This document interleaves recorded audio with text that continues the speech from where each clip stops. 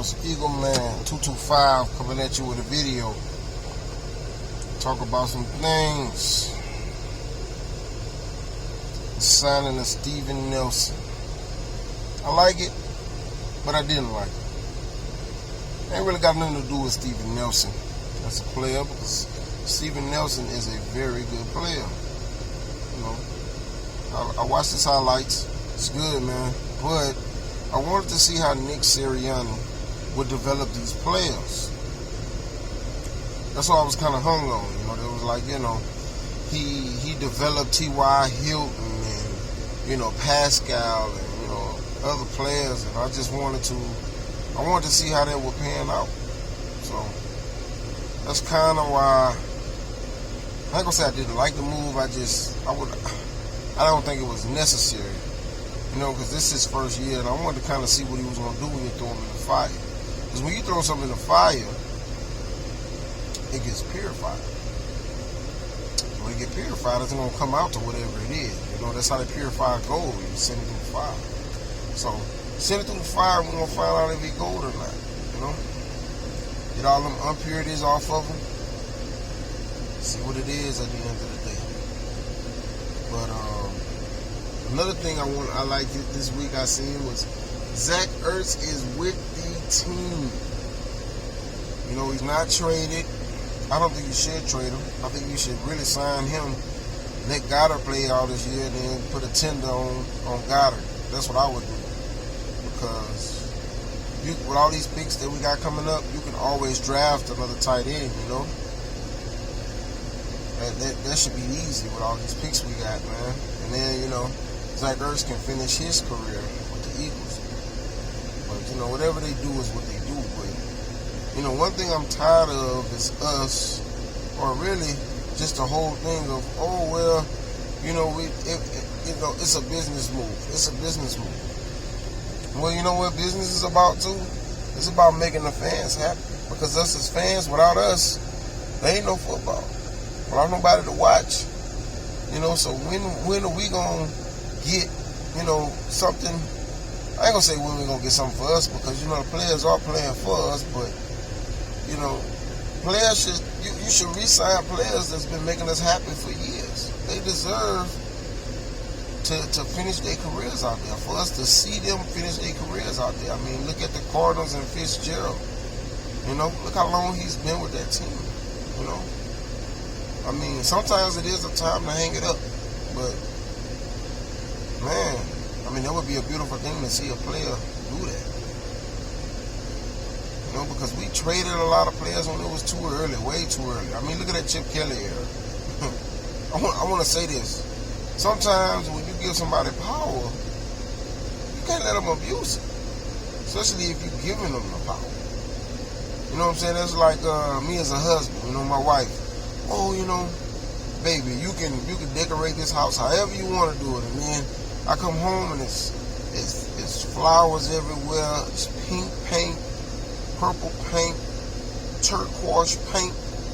All kind of silly women colors. I ain't gonna even say women colors, but you know what I'm saying, the stuff that just, I gotta sit in here too.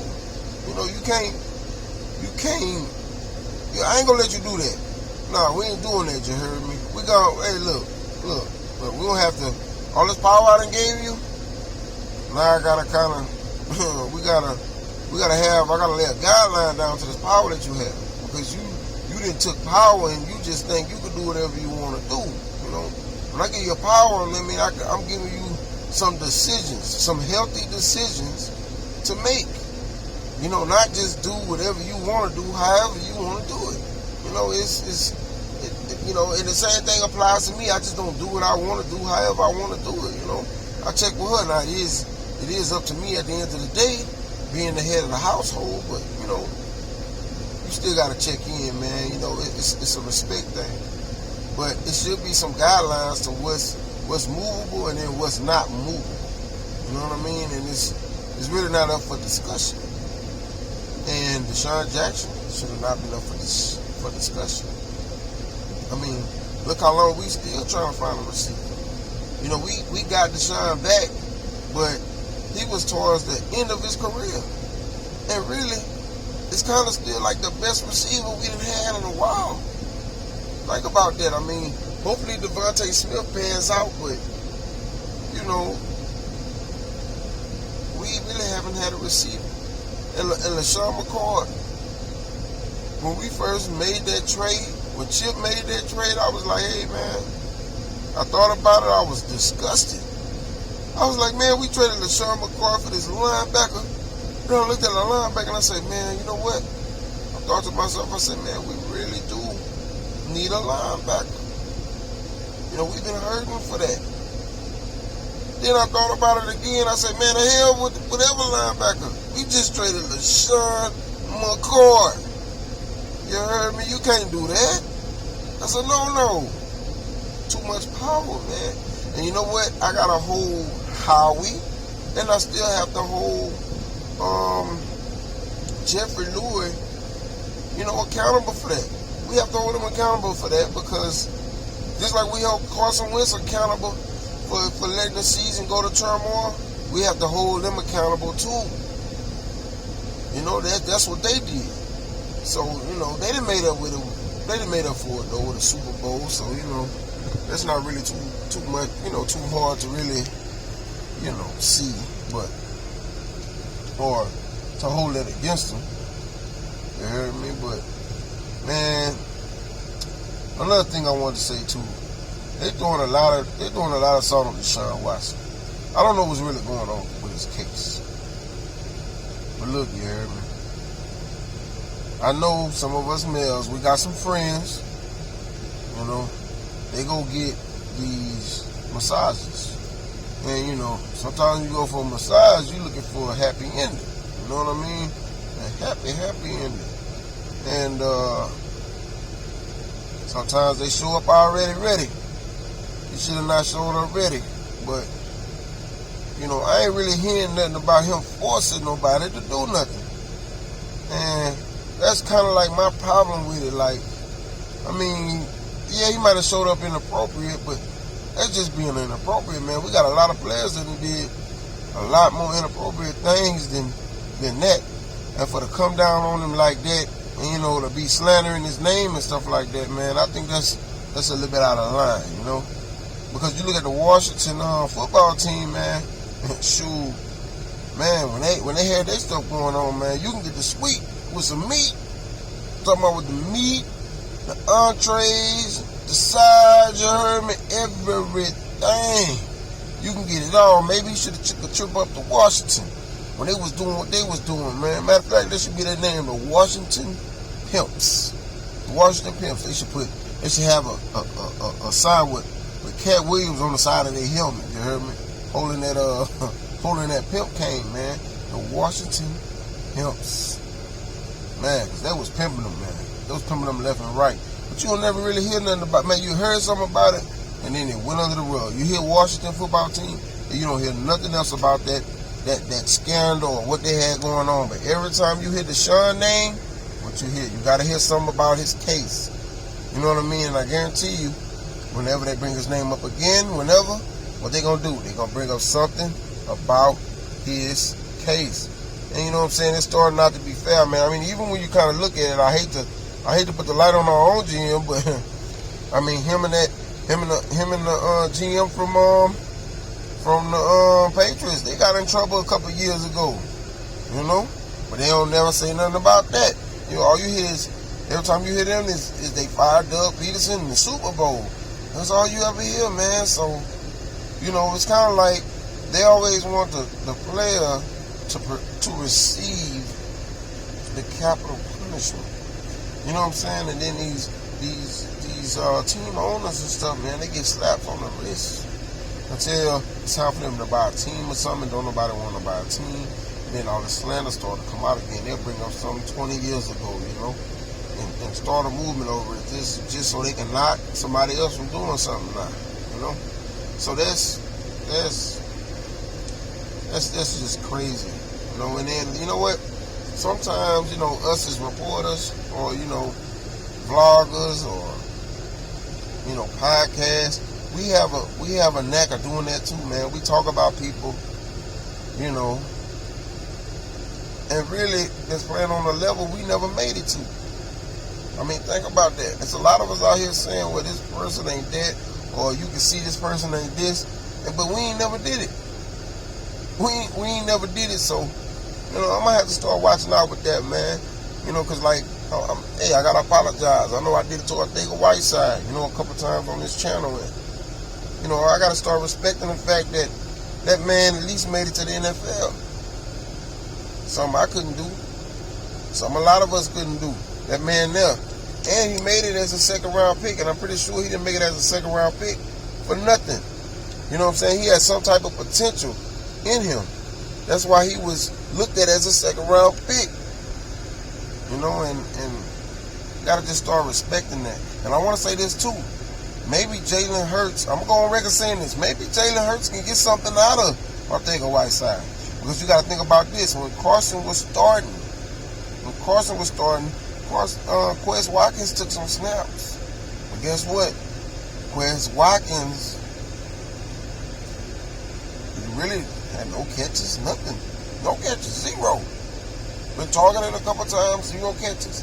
As soon as Jalen Hurts started playing, man, it was like, man, who is this guy? Like, man, what is this dude? Was he a second or third round pick? He was like, no, man, this dude was in a 7. What? He was in a 7. Man. I mean, off the chain. Now, imagine what you can get out of somebody like John Hightower that ain't had a chance to play with Hurts yet, because this is Hurts mechanics. Hurts can throw them underneath passes. Hurts throws with a lot of anticipation. If you go look back at Carson Wentz tape, there's not a lot of anticipation Carson Wentz throws. He can hit somebody wide open, or he can throw to a spot and get somebody, man. But when they do it, they got to catch the ball all crazy. They can't catch it and just turn upfield all the time. Jalen Hurts can put the ball on the spot, throw it with anticipation, man, where a player can catch it and do something with it. And he showed that last year. He showed it. That's why the team looked different. It's for that reason alone. Jalen Hurts took what the defense was giving him. Carson Wentz didn't do that all the time. You know what I'm saying? And then sometimes it panned out for him, but more than likely, you can't just be back there holding the ball, especially if you ain't got no line blocking. And that was the biggest knock on Carson. It's not that, okay, you ain't got no line blocking for you, is that you just holding the ball.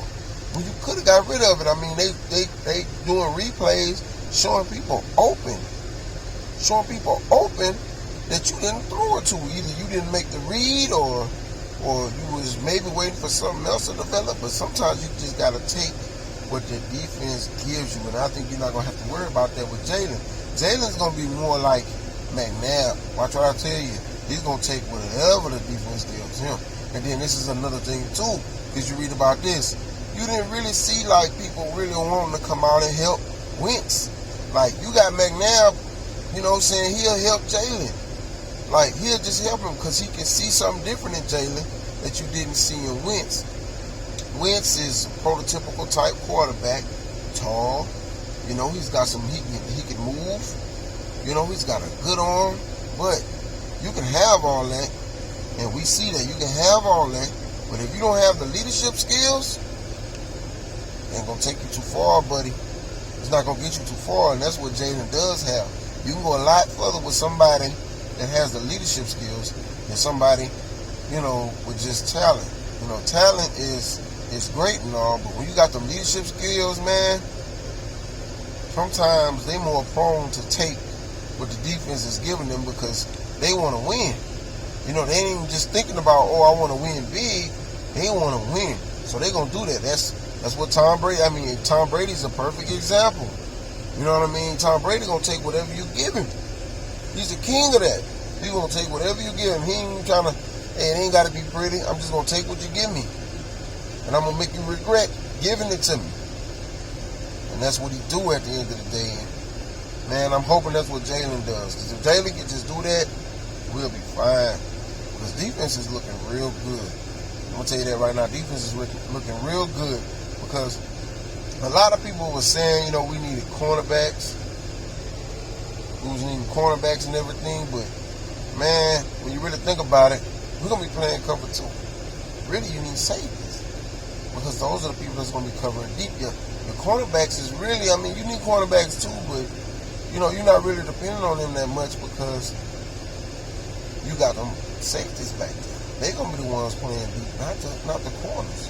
And I know we're not going to be having our safeties play deep, you know, every down. You might see a couple cover fours and cover threes in there as well, but for the most case, I think we're going to be running cover two.